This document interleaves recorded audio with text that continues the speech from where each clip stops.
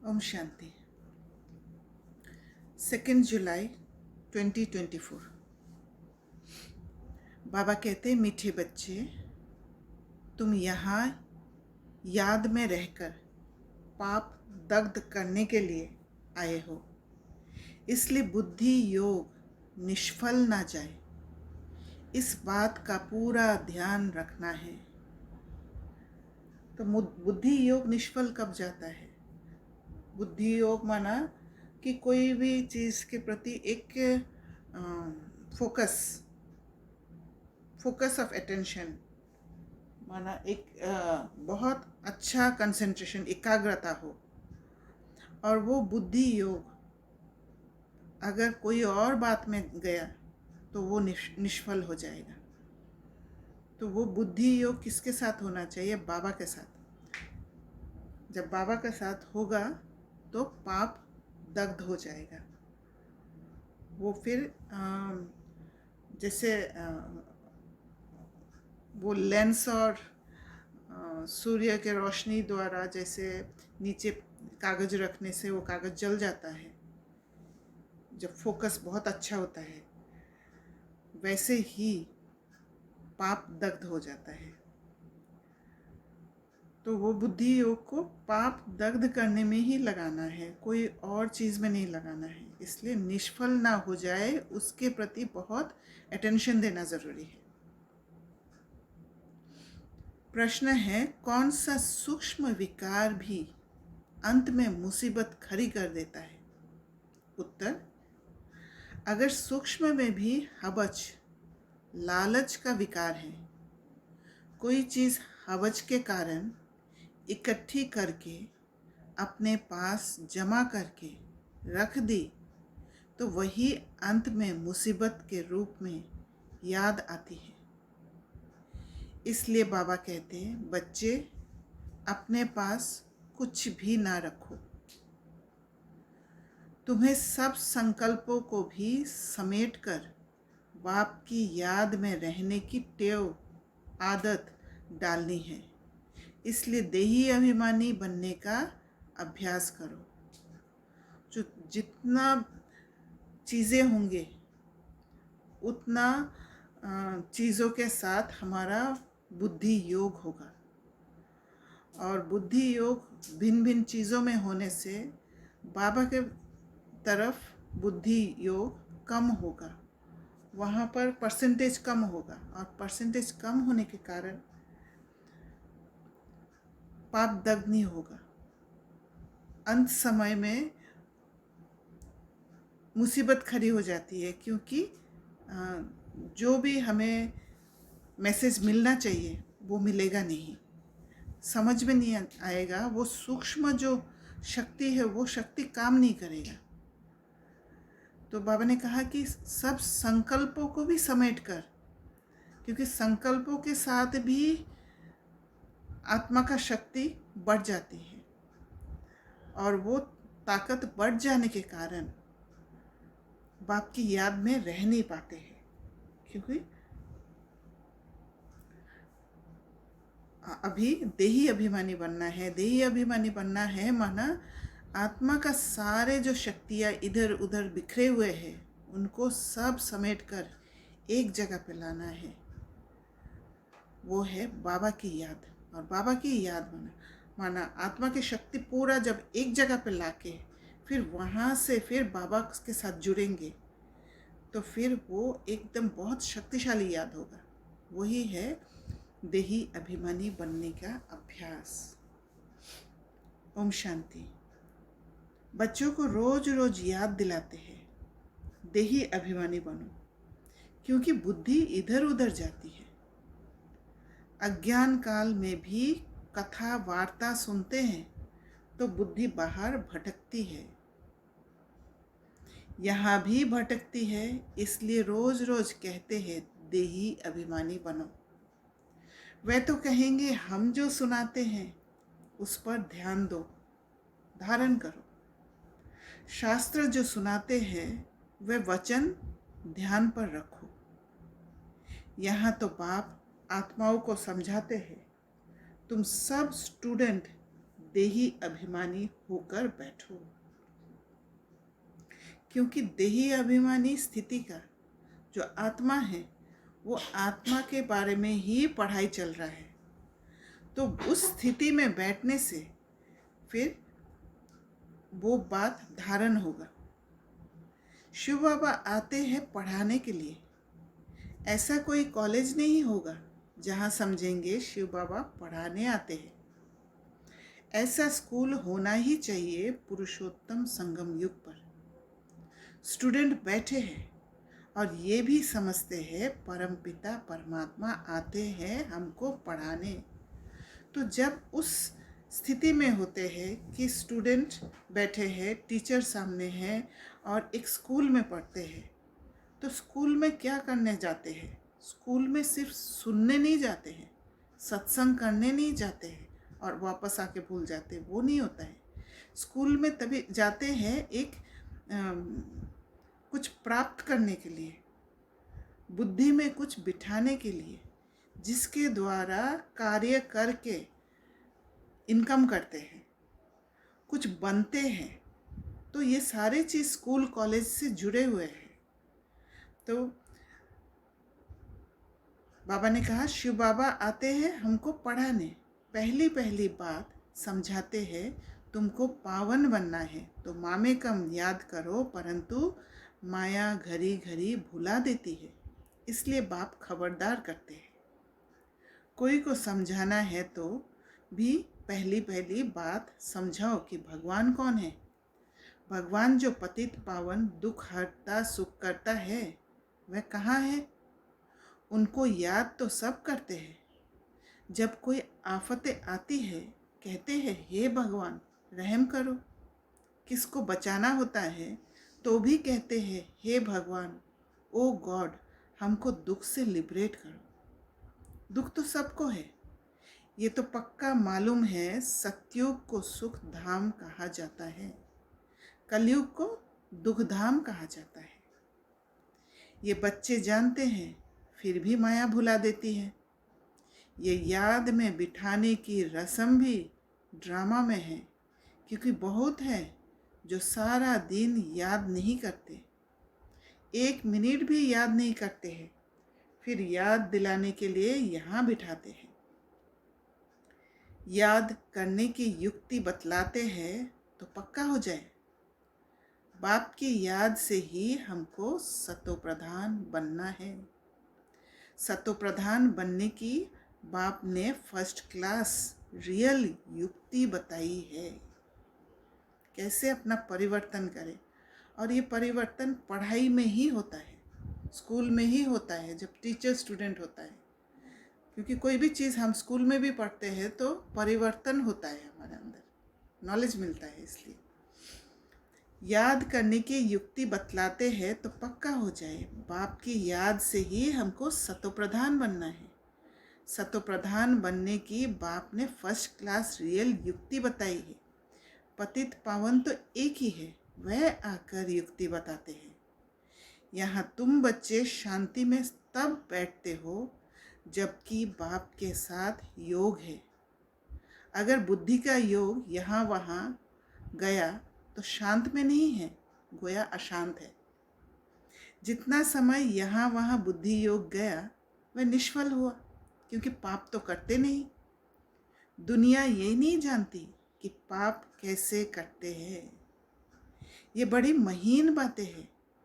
बाप ने कहा है मेरी याद में बैठो, तो जब तक याद की तार जुटी हुई है उतना समय सफलता है।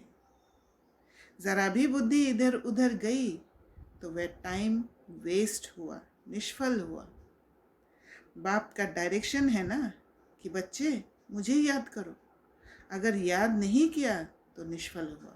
अगर हमें कोई चीज़ अच्छी लगती है या फिर जहाँ पे भी रस लगता है कर्म इंद्रियों से, वहाँ बुद्धि जाती है, आकर्षण। हाँ, आकर्षण। तो दैट मीन्स कि वो हमारा वहाँ से बाबा के साथ से बुद्धि को घट गया, राइट? निष्फल हो गया वो, निष्फल हो गया वो। इसका मतलब कि बाबा के प्रति हमारा आकर्षण नहीं है। हाँ, इस दुनिया की जो भी उससे ज़्यादा आकर्षण वो है। हाँ, you're right. तो बाबा कहते हैं दुनिया ये नहीं जानती कि पाप कैसे करते, ये बड़ी महीन बातें हैं। बाप ने कहा है मेरी याद में बैठो, तो जब तक याद की तार जुटी हुई है उतना समय सफलता है। ज़रा भी बुद्धि इधर उधर गई तो वह टाइम वेस्ट हुआ, निष्फल हुआ। बाप का डायरेक्शन है ना कि बच्चे मुझे याद करो, अगर याद नहीं किया तो निष्फल हुआ। इससे क्या होगा, तुम जल्दी सतोप्रधान नहीं बनेंगे, फिर तो आदत पड़ जाएगी, ये होता रहेगा। तो बार बार बुद्धि हटते जाएगा।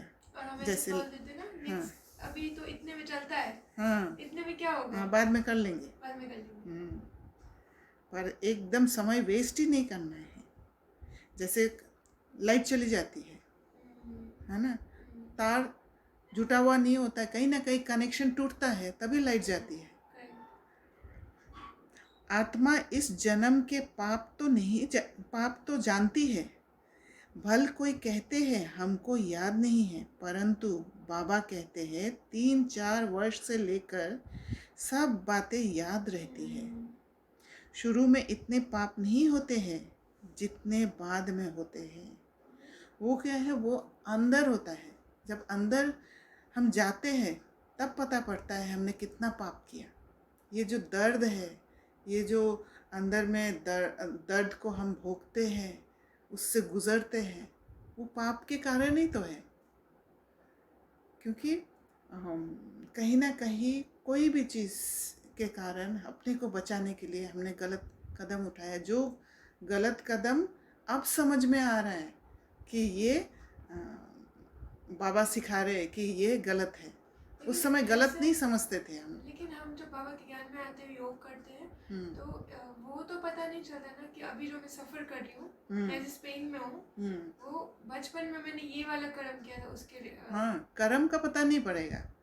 पर जो दर्द से क्यों गुजरते हैं, क्योंकि आत्मा को पता है कि ये मेरा कार्य नहीं है, ये मैंने गलत किया है ना, इसलिए दर्द होता है हमें कि ये अच्छी चीज़ नहीं है।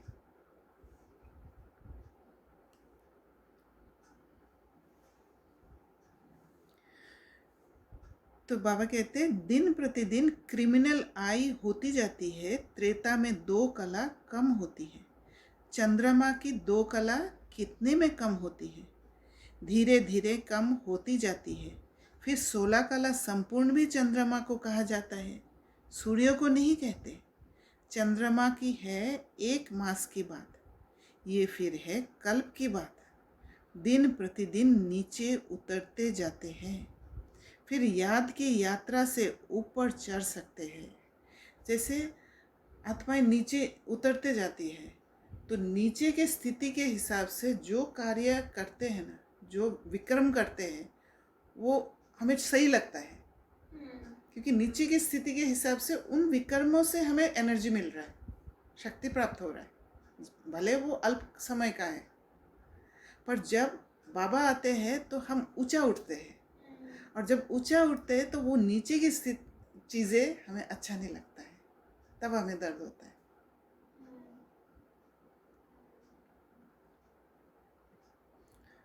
इसीलिए जो दुनिया में स्थिति नीचे वाला है, जो बाबा कहते हैं कि शूद्र बन गए हो, शूद्र स्टेज में है, वो लोग कभी सोचते ही नहीं है कि मैं गलत कर रही हूँ। सही तो किया, मेरे साथ किया तो मैं करूँगी ना। हाँ हाँ, क्योंकि उनकी स्थिति ऐसा है, उनका गलती नहीं है, वो उस लेवल में ही है, उससे ऊपर सोच ही नहीं सकते। क्योंकि उनको वही एक तरीका पता है खुश होने का, और खुशी तो आत्मा का संस्कार है। अगर वो खुश नहीं रहेगी तो मर जाएगी, खत्म हो जाएगी। तो फिर उसको वही एक चीज, उनको पॉसिबिलिटी ही वो दिख रही है ना, उससे ज्यादा पॉसिबिलिटी हो सकती है उनको दिख ही नहीं रहा है। पर बाबा ने हमें दिखाया,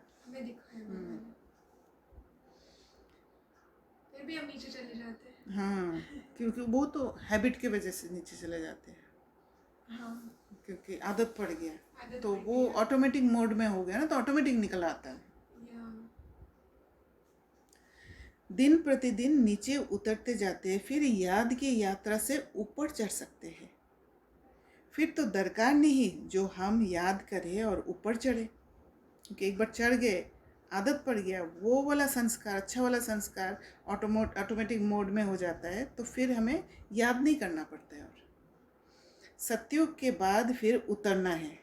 सतयुग में भी याद करे तो नीचे उतरे ही नहीं, ड्रामा अनुसार उतरना ही है तो याद ही नहीं करते हैं। उतरना भी ज़रूर है, फिर याद करने का उपाय बाप ही बतलाते हैं, क्योंकि ऊपर जाना है। वैसे ही भक्ति वाला बात, जो भक्ति के लेवल में है वो भक्ति वाली चीज़ को अच्छा लगेगा, वो छोड़ेंगे ही नहीं, क्योंकि उससे रस मिल रहा है, भले वो कण रस मिल रहा है, फिर भी उसको छोड़ेंगे नहीं। तो उनको जब थोड़ा एलिवेट कर देंगे बात समझा के, तब उनको लगेगा कहाँ भक्ति वाला क्वेश्चन, भक्ति वाला चीज़ों पर प्रश्न उठेगा कि वो कैसे है। तो हमें जब ज्ञान देना होता है ना, उनको भक्ति से थोड़ा ऊंचा उठा देना होता है। लाइक एग्जाम, भक्ति से ऊंचा उठा देना मतलब माना भक्ति माना अंधकार है, उसमें नॉलेज नहीं है। हाँ। तो आप अगर नॉलेज वाला प्रश्न में उलझा दोगे उस आत्मा को, तो वो क्या है, वो ज्ञान वाला स्टेट में उठ जाएगा थोड़ा सा। वो ज्ञान को प्राप्त करने के लिए हाँ, हाथ पैर लगाएगा। हाँ, तो ज्ञान वाला उसमें उठ जाएगा ना, तो वो नीचे वाला चीज़, भक्ति उस समय नीचे हो जाता है, तो वो नीचे वाला चीज़ में प्रश्न उठेगा उसको। जैसे ऊपर वाला सीढ़ी में चल जाओगे तो नीचे वाला सीढ़ी तो नीचे ही दिखेगा ना आपको। तो उनकी फिर बुद्धि चलेगी, हाँ, ऐसा क्यों है। यस, दैट इज हाउ ध्यान की तरफ हम लेके आ सकते हैं। बहुत बहुत लाइक स्ट्रॉन्ग जो भक्ति वाले हैं। डेफिनेटली।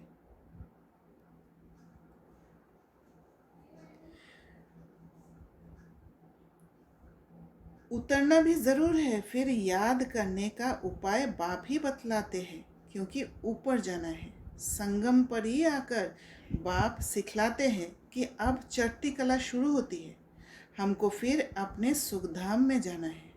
बाप कहते हैं अब सुखधाम में जाना है तो मुझे याद करो, याद से तुम्हारी आत्मा सतोप्रधान बन जाएगी। इसलिए बाबा हमें दिखा रहे हैं, ऊंचा वाला चीज़ दिखा रहे हैं कि अभी आपको सुखधाम में जाना है। तो जब हमारा कॉन्शियसनेस हो जाएगा कि हाँ सुखधाम में जाना है, हमें पता है कि ये दुखधाम है, तो सुखधाम में जाना है मतलब एक हायर स्टेट में हमें जाना है। और वहाँ जब हमारा बुद्धि योग लग जाएगा तो हमें ये वाला स्टेट लोअर दिखेगा। ये दुखधाम दिख रहा है, और दुखधाम दिखने के कारण हम दुख से छूटने का जो उपाय बाबा बता रहे उसको हम प्रैक्टिस करने लग जाते हैं। बिकॉज बाबा हमें ये दिखा रहे हैं कि इससे आगे मतलब आप जहाँ पे हो इससे बहुत अच्छी पॉसिबिलिटीज भी है जो आप सोच नहीं सकते हो, लेकिन वो है। तो बाबा हमें बीच बीच में ऐसे टेस्ट कराता रहता है ना। इसीलिए तो साक्षात्कार कराते हैं, फोटो बनवाया है इसी कारण से। और फिर इजी चीजें होने लग जाती है हमारे साथ, बहुत ऐसे मिरेकल्स होते हैं जिससे आपको लगता है अनुभव करा देते हैं। फिर आपको लगता है कि वो चाहिए उसके चक्कर में हम लोग बहुत मेहनत करते हैं। ये मन का ट्रेनिंग ही तो है। मन को अच्छा चीज़ दिखा दोगे ना, आप कहीं पे एक तरह का आम मिलेगा सस्ता, दूसरे तरह का आम मिलेगा थोड़ा महंगा बट टेस्टी ज़्यादा, आपका मन उधर ही जाएगा, टेस्ट वाला में जाएगा। Correct. But the same thing also happens in BK. आप देखो जैसे हम we are listening to Dadi Janki और sister Denis, then what happens, आपको फिर दूसरे वाला नॉलेज अच्छा नहीं लगता, क्योंकि आपको बहुत ऊपर लेवल का मिल चुका है ना। तो अब आप नीचे वाली चीजों को सुन लोगे तो भी आपको वो कुछ मिलेगा, समझ में नहीं आएगा, मिलेगा ही नहीं ना। जो प्राप्ति पहले होती थी वो भी नहीं होगी, because you reached to some top. आपको उसमें फिर वर्क करना पड़ेगा। दूसरा जो ज्ञान दे रहे हैं ना उसमें फिर वर्क करना पड़ेगा उस लेवल तक ले जाने के लिए। बट एक बार आपने ऊपर का रस चख लिया तो फिर नीचे वाली चीजें आपको रस दे ही नहीं चाहिए। अब सब्जी भी आप एक दिन टेस्टी बना दो, दूसरे दिन टेस्टलेस बना दो, आपको अच्छा लगेगा? नहीं लगेगा, because now taste is rejection हो जाएगा। हाँ, रिजेक्शन हो जाएगा। This is beautiful. तुम दुनिया से निराले हो, वैकुंठ दुनिया से बिल्कुल न्यारा है। वैकुंठ था अब नहीं है, कल्प की आयु लंबी कर देने के कारण भूल गए हैं। अभी तुम बच्चों को तो वैकुंठ बहुत नज़दीक दिखाई देता है, बाकी थोड़ा टाइम है। याद की यात्रा में ही कमी है, इसलिए समझते हैं अभी टाइम है। याद की यात्रा जितनी होनी चाहिए उतनी नहीं है। तुम पैगाम पहुंचाते हो ड्रामा के प्लान अनुसार। कोई को पैगाम नहीं देते हैं तो गोया सर्विस नहीं करते हैं। सारी दुनिया में पैगाम तो पहुंचाना है कि बाप कहते हैं मामेकम याद करो।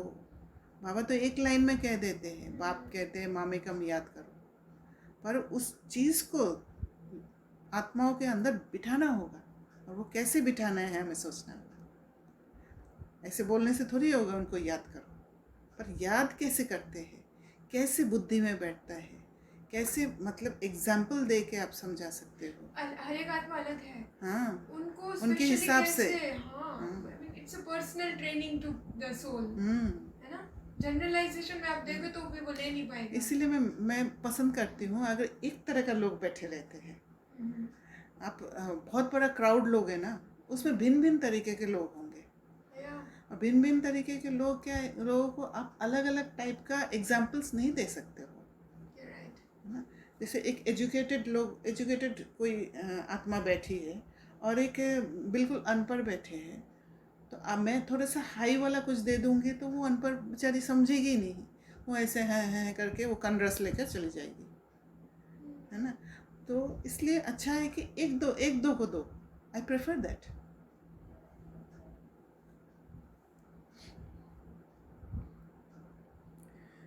तो बाबा कहते हैं अभी तुम बच्चों को तो वैकुंठ बहुत नज़दीक दिखाई देता है, बाकी थोड़ा टाइम है।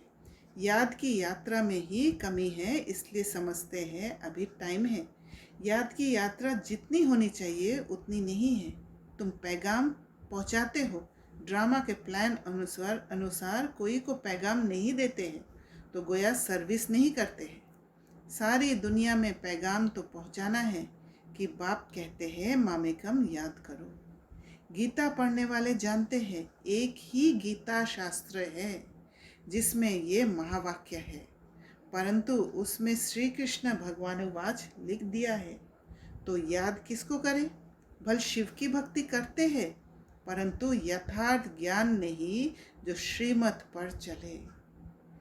इस समय तुमको मिलती है ईश्वरीय मत, इनके पहले थी मानव मत। दोनों में रात दिन का फर्क है। मानव मत कहती है ईश्वर सर्वव्यापी है, ईश्वर की मत कहती है नहीं। तो ईश्वर को सर्वव्यापी कहने के कारण मानव मत और ईश्वरीय मत मिक्स हो गया है ना। जो कंफर्ट लगता है उसको मॉडिफाई करके ईश्वरीय मत को मानव मत में कन्वर्ट कर दिया है। ईश्वर की मत कहती है नहीं, बाप कहते हैं मैं आया हूँ स्वर्ग की स्थापना करने, तो ज़रूर ये नरक है।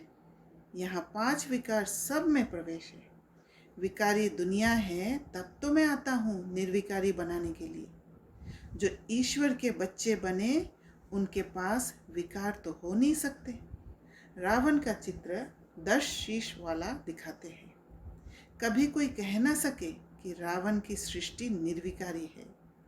तुम जानते हो अभी रावण राज्य है, सभी में 5 विकार है।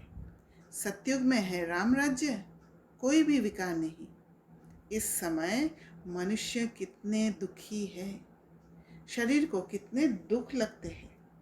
ये है दुखधाम। सुखधाम में तो शारीरिक दुख भी नहीं होते हैं। यहाँ तो कितनी हॉस्पिटल्स भरी हुई है। इनको स्वर्ग कहना भी बड़ी भूल है, तो समझकर औरों को समझाना है। वे पढ़ाई कोई को समझाने के लिए नहीं है। इम्तिहान पास किया और नौकरी पर चढ़ा। यहाँ तो तुमको सबको पैगाम देना है। सिर्फ एक बात थोड़ी देंगे। जो बहुत होशियार है उनको टीचर कहा जाता है, कम होशियार है तो उनको स्टूडेंट कहा जाता है। तुम्हें सबको पैगाम देना है।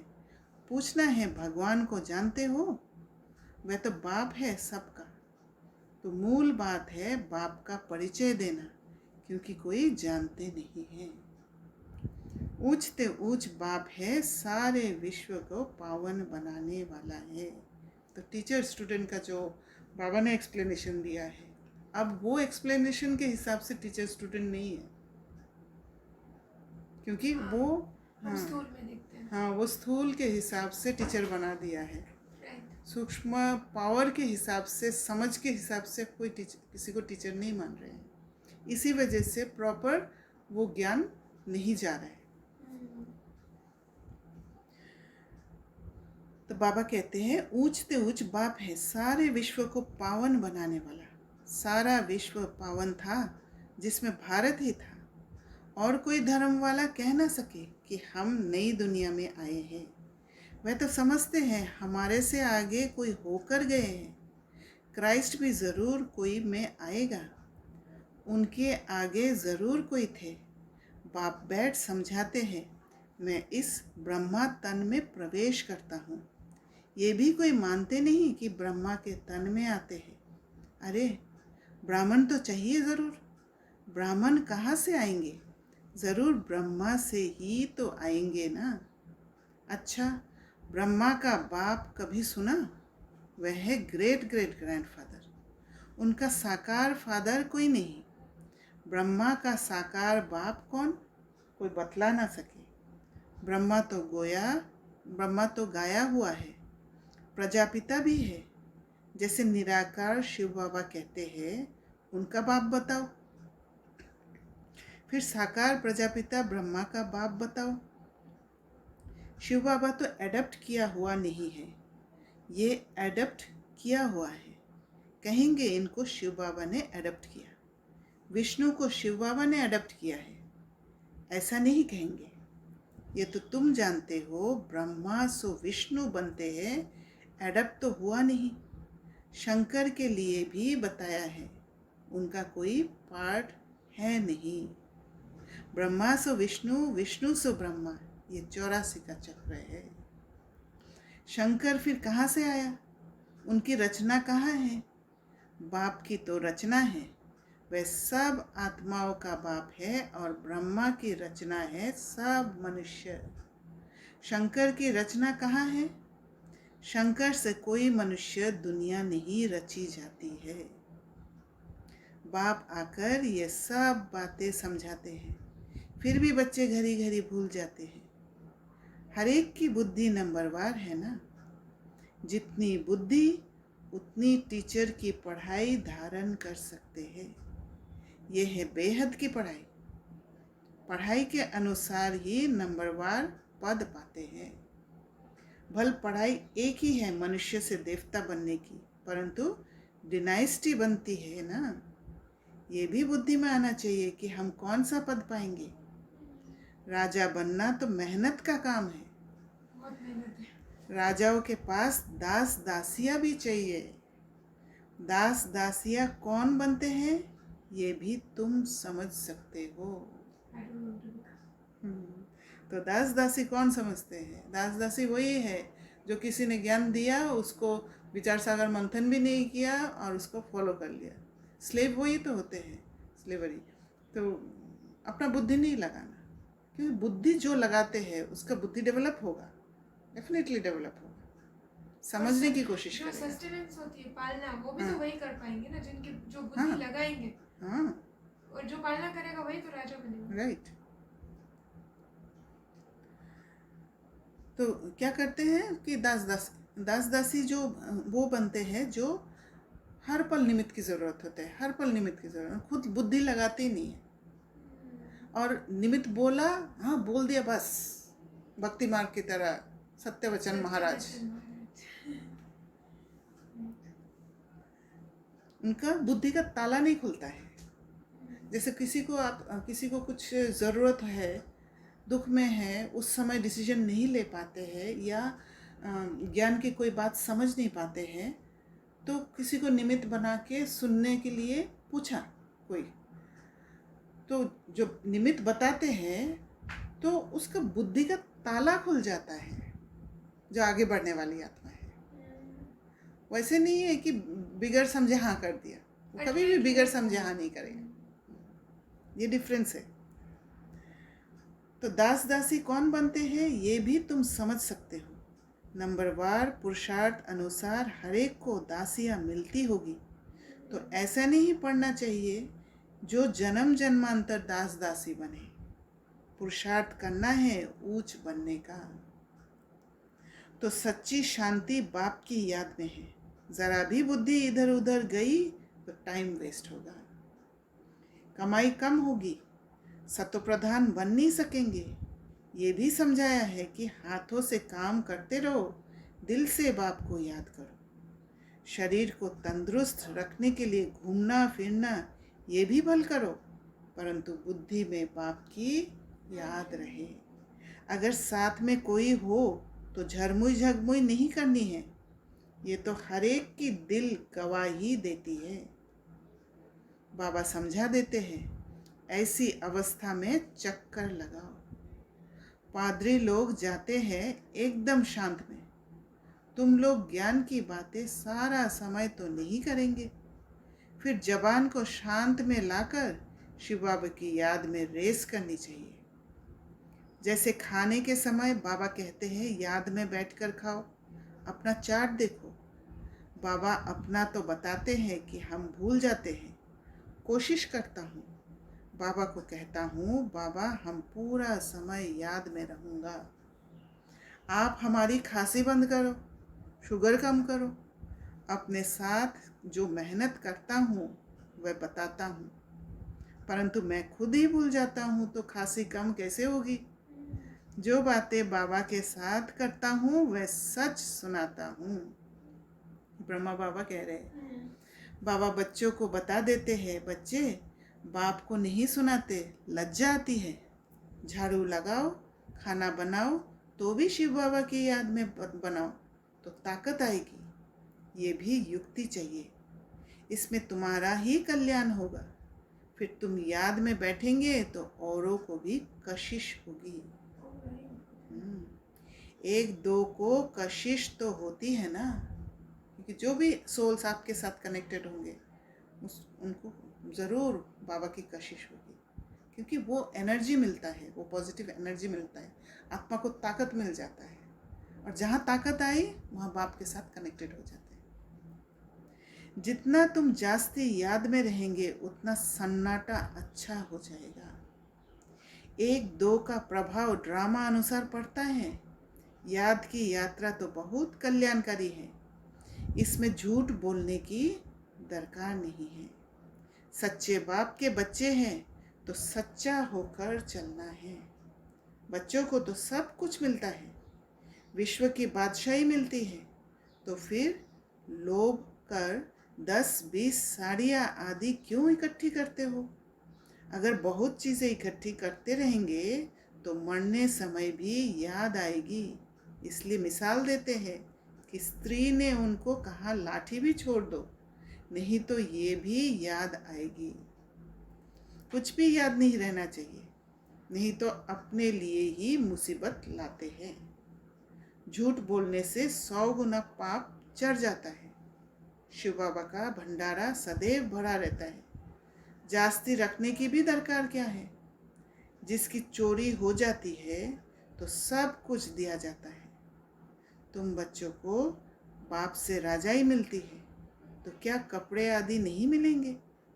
सिर्फ फालतू खर्चा नहीं करना चाहिए, क्योंकि अबलाई ही मदद करती है स्वर्ग की स्थापना में। उनके पैसे ऐसे बर्बाद भी नहीं करने चाहिए। वह तुम्हारी परवरिश करती है तो तुम्हारा काम है उन्हों की परवरिश करना, नहीं तो 100 गुना पाप सिर पर चढ़ता है। अच्छा, मीठे मीठे सिखिले दे बच्चों प्रति माता पिता बाप दादा का याद प्यार और गुड मॉर्निंग। रूहानी बाप की रूहानी बच्चों को नमस्ते। हम रूहानी बच्चों की रूहानी बाप दादा को याद प्यार, गुड मॉर्निंग और नमस्ते। धारणा के लिए मुख्य सार, बाप की याद में बैठते समय ज़रा भी बुद्धि इधर उधर नहीं भटकनी चाहिए। सदा कमाई जमा होती रहे, याद ऐसी हो जो सन्नाटा हो जाए। शरीर को तंदुरुस्त रखने के लिए घूमने फिरने जाते हो तो आपस में झरमुई झरमुई पर चिंतन नहीं करना है। जबान को शांत में रख बाप को याद करने की रेस करनी है। तो पर चिंतन क्या है? पर चिंतन ये नहीं है कि दूसरी आत्मा के बारे में सोचना नहीं है, दूसरी आत्मा ने कुछ गलती किया उसके बारे में सोचना नहीं है। पर चिंतन ये है कि जब उस आत्मा को सोचने के हिसाब से हम अपने नेगेटिव संस्कार को यूज़ करते हैं, नेगेटिव इमोशंस को यूज़ करते हैं। पर जब हम किसी आत्मा को समझते हैं, उसके अंदर के दर्द को समझते हैं, वो उसने क्यों किया है, वो सारे बातें समझते हैं और उसके साथ कैसे बातें करने से, कैसे चलने से वो मिलनसार बन सकते हैं, वो परचिंतन नहीं है। वो तो स्वदर्शन चक्र घुमा रहे हैं। हाँ,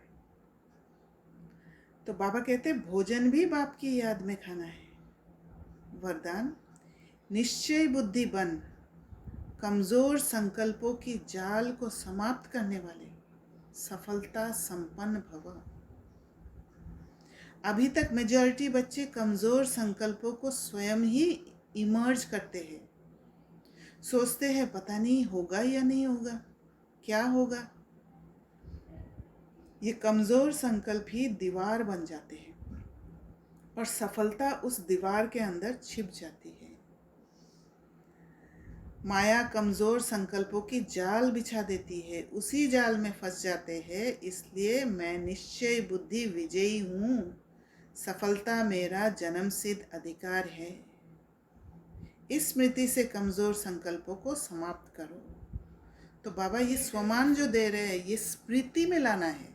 स्मृति में लाना माना उस स्थिति में रहना है, और उस हाई एलिवेटेड स्थिति में जब हम रहेंगे तो फिर उस सीन को देख के घबराएंगे नहीं, कमज़ोर संकल्प नहीं आएगा। फिर उस सीन को देख के वो उसके पीछे का जो मैसेज है उसको पकड़ के, और जैसे ही वो उसके पीछे का अर्थ को जब समझ जाएंगे तो आत्मा में ताकत हो जाता है। कमजोर संकल्प तब आता है ना जब आपको रिजल्ट चाहिए, कोई सेवा करने जा रहे हो, कुछ भी कर्म कर रहे हो, when you are focused on the result, तो डर लगेगा ना, तभी तो ये होगा या नहीं होगा, रिजल्ट के साथ कनेक्ट कर लेते हैं। because you want something, आपको कुछ चाहिए, पाने का इच्छा, हाँ, तो फिर कमजोर संकल्प आएगा। तो ये जो स्वमान है कि मैं निश्चय बुद्धि विजयी हूँ और सफलता मेरा जन्मसिद्ध अधिकार है, इसको हम कैसे यूज कर सकते हैं? जैसे निश्चय बुद्धि विजयी हूँ, हाँ, जब हम सोचेंगे, हाँ, जब हम सोचेंगे कि निश्चय बुद्धि, अब निश्चय किसके प्रति, जब निश्चय बुद्धि समझेंगे तो निश्चय बुद्धि स्थिति ही एक स्थिरता की स्थिति है, स्टेबल स्थिति है। निश्चय है ना, वहाँ पे ट्रस्ट है, फेथ है, वहाँ स्थिर है, एक ही जगह पे है, कोई कंफ्यूजन नहीं है, हिल नहीं रहे हम।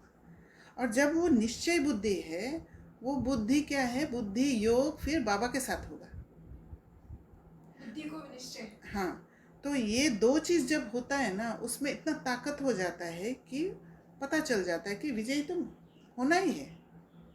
और जो हमें कंफर्म, हाँ, और जो हमें असफलता दिख रही है सब सेंस परसेप्शन से, बट कभी कभी सटल में भी बहुत बड़ी विजय होती है, वो भी हमें तभी महसूस होगा जब आप एक चीज में टिक जाते हो ना। जब निश्चय बुद्धि होगा तो विजय में ही टिक जाओगे।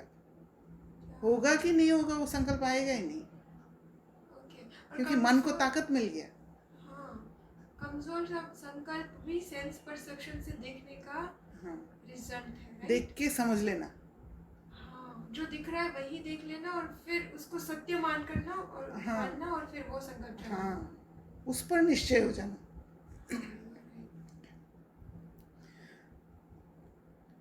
स्लोगन है तीसरा, ज्वालामुखी नेत्र खुला रहे तो माया शक्तिहीन बन जाएगी। तो वरदान के बहुत रिलेटेड, वरदान से रिलेटेड है। तो उसी नेत्र को खोलने का ही अभ्यास करना है, क्योंकि अभी वो सटल वो सूक्ष्म चीज़ों में ही हमें चलना है, हर बात में सूक्ष्मता को देखना है, जो दिखाई नहीं दे रहा है, जो बुद्धि के आँख से ही दिखता है। और वो बाबा कह रहे कि ज्वालामुखी नेत्र, इतना पावरफुल नेत्र है। माया शक्तिहीन हो जाएगी। फिर माया शक्तिहीन हो जाएगी। अच्छा, ओम शांति।